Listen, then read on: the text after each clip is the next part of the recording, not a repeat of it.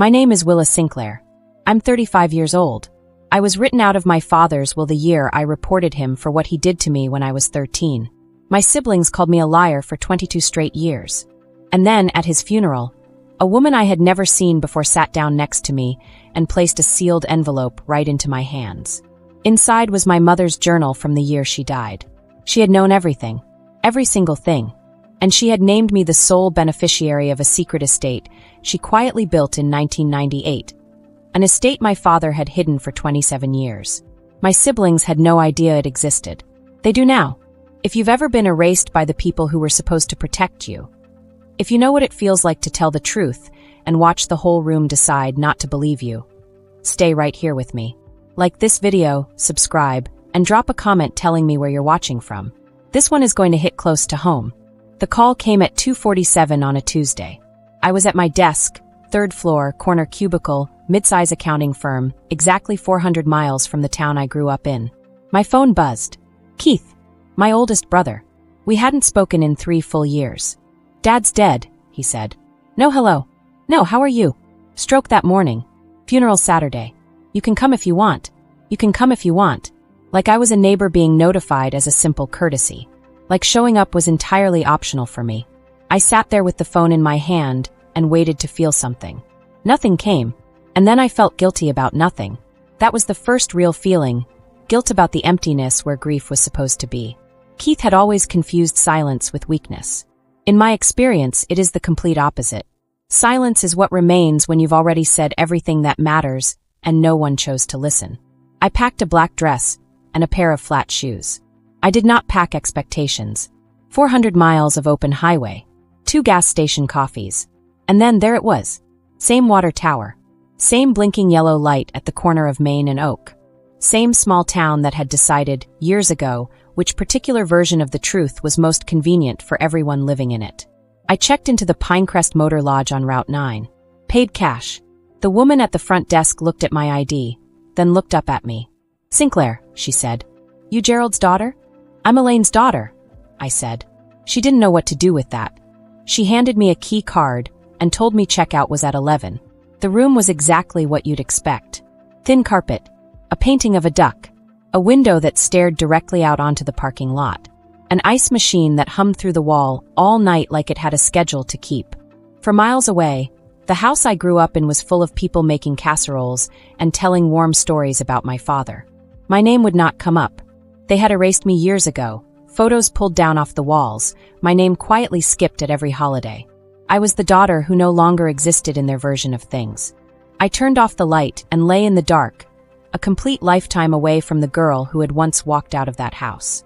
Saturday morning, Grace Methodist, the same church where my parents got married, where my mother's own funeral was held years before, and now where my father lay in a closed casket, surrounded by flower arrangements from people who genuinely believed they had known him. I arrived early and sat in the last pew near the door. Old habit. Always know where the exit is. Keith came in wearing a dark suit that didn't quite fit, walking the way eldest sons walk at funerals, like they're already in charge of everything. He saw me. One stiff nod. The kind you'd give a coworker in a hallway you didn't particularly want to stop for. Bryn arrived in black, clutching tissues before she actually needed them. She looked across the church at me, held my gaze for exactly half a second, then turned and put her arm around her husband. Todd entered last, still moving through the room like he wasn't quite sure he belonged there. He spotted me. For one brief moment, he took a step directly toward my pew. Keith caught his arm and steered him forward without a single word. Bryn delivered the eulogy. Our father was a man of principle, she said, chin lifted, voice steady. He believed in family above all else. I sat completely still and let those words wash over me like weather you simply cannot stop. And then, just as I reached the back door to leave, a woman I had never seen before quietly sat down right beside me. Silver hair pinned back, a blue cardigan carefully pressed, hands that trembled slightly when she set them on the pew between us. She said my name like she had been practicing it. You're Willa. Not a question. A quiet, certain statement. Your mother asked me to find you. My name is Margaret Calloway. I was a social worker in this county for 31 years. Your mother came to me in October of 1998, 2 weeks before she passed. She reached into her bag and drew out a large envelope, thick, sealed completely shut. On the front, In handwriting, I recognized the way you recognize your own heartbeat. For my Willa, when it's safe. When Gerald Sinclair dies, Margaret said quietly, give this to Willa. Only Willa. She placed it gently into my hands. I've carried this for 27 years. I'm glad it's finally over. She stood, smoothed her cardigan once, nodded, and walked out of that church without ever looking back. I sat there holding the envelope with both hands wrapped tightly around it. It was heavier than it should have been. Or maybe, that was just me. I didn't open it at the church. Some things you simply do not open in a room full of people who spent 22 years calling you a liar. Back at the motel, I cut it open along the top, clean, precise, exactly the way I open everything. I'm an accountant. Even my crises are organized. 3 things inside. First, a leather-bound journal, dark brown. My mother's handwriting on the very first page. The same hand that had written my name on lunch bags and permission slips 30 years ago. Second, a certified legal document. Irrevocable trust of Elaine Harper Sinclair. Established August 15, 1998. Sole beneficiary, Willa Elaine Sinclair. Trust assets, a lakefront property at Cedar Lake and $340,000 in cash drawn from her own separate inheritance. Third, a notarized letter of instruction addressed to Margaret Calloway. Dated October 1, 1998. 12 days before my mother died. I opened the journal to the first page. August 12, 1998. I don't have much time left. The doctor says weeks, maybe 2 months. I need to write this down because I won't be here to say it. I read that line 4 times. Then I set the journal on the bed and pressed my palms flat against my knees until my hands stopped shaking entirely. My mother knew. She had seen everything. And she had done the only thing a dying woman with a secret and a daughter to protect could possibly do. She had planned for a future where she would never live to see herself. Thursday morning, 9 a.m. The kind of fluorescent lighting that makes everybody in the room look a little guilty. The office of Alan Harmon, attorney at law. My father's lawyer for 15 years. Wood paneling, framed diplomas, a coffee machine that had been ancient since the Reagan years. Keith, Bryn, and Todd were already seated when I walked through that door, with my attorney, Paul Renner, right at my side. Paul carried a leather briefcase, and the particular kind of calm that deeply unsettles people who are used to being the loudest voice in any given room. Keith stood up the instant he saw us. Who the hell is he? My attorney, I said. You're not even in the will. What do you need a lawyer for? Sit down, Keith. He didn't sit, but he stopped talking. That was close enough for me. Mr. Harmon read the will. Everything split evenly, Keith, Bryn, and Todd. Approximately $420,000 total. My name was not mentioned anywhere. Not once. Keith leaned back in his chair and smiled the slow, satisfied smile of a man who believes the world has just confirmed everything he always thought. Then Paul Renner quietly opened his briefcase.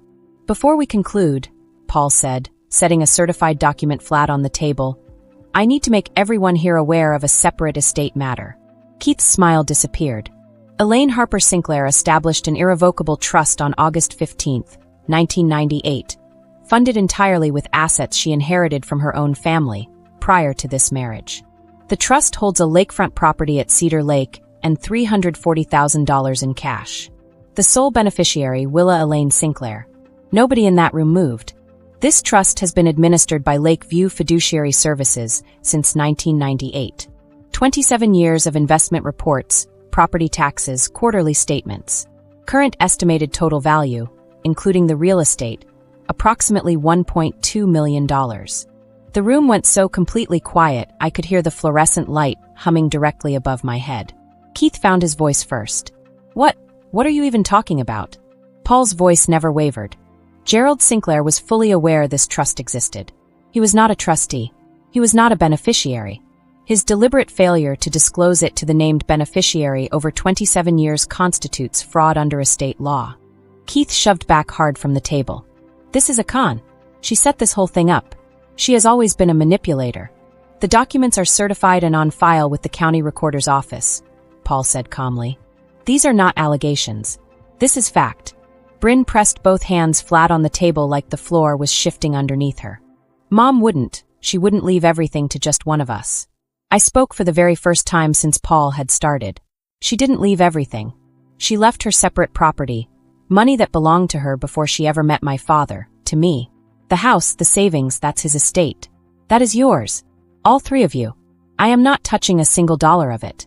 Then why you? Keith's voice cracked right through the middle of the second word. I said nothing. Some questions answer themselves if you are willing to let them sit long enough in the silence. And Keith, for the very first time in his life, needed to sit inside the exact same silence he had forced me to live in for 22 years. That night, alone at the lake house, I finally read the last page of my mother's journal. October 2nd, 1998. I have maybe 2 weeks. I can feel it. Willa, if you're reading this, it means he's gone and you survived. I'm sorry I couldn't do more. But I need you to know, I believed you before you ever said a single word. A mother knows. I watched you change and I knew what changed you. I set this aside for you because you will need it. Not the money. The proof. The proof that someone saw you. That someone chose you. I chose you. I choose you. Always. Mom. I held that journal tight against my chest with both arms wrapped all the way around it. She couldn't save me while she was alive, so she saved me from the grave instead. I cried the way I had not cried since I was 8 years old. Loud and open and ugly and completely, finally free. The lake didn't care. Nobody was watching. For once in my entire life, nobody was watching. My father left his children a house and some money. My mother left me the truth. I'll take the truth. Every single time. If this story stayed with you tonight, if you've ever been the one they tried to erase, leave a comment right now. Tell me what you would have done.